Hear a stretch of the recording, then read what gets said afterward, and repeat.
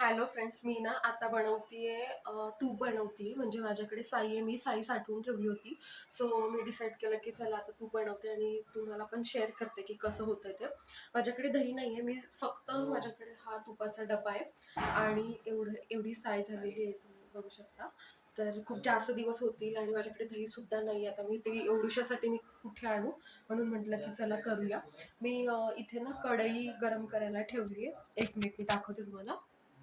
हे बघा.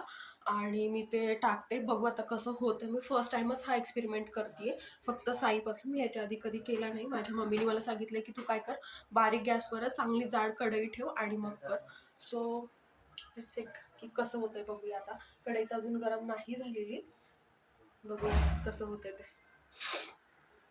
मी तुम्हाला टाकते आणि मग ते दाखवते, मग तुमच्याशी गप्पा मारते.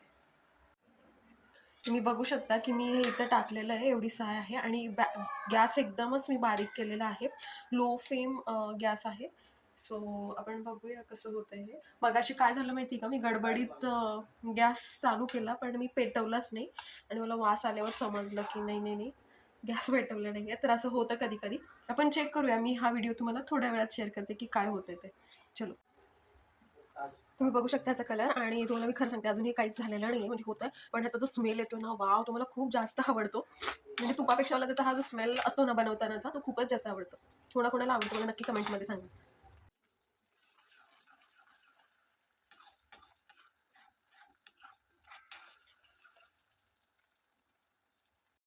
तुम्ही बघू शकता मस्त असं तूप रेडी झालेलं आहे आपलं. आणि हो, इथे खूप कमी तूप रेडी झालं आहे कारण माझी साईजसुद्धा जास्त नव्हती.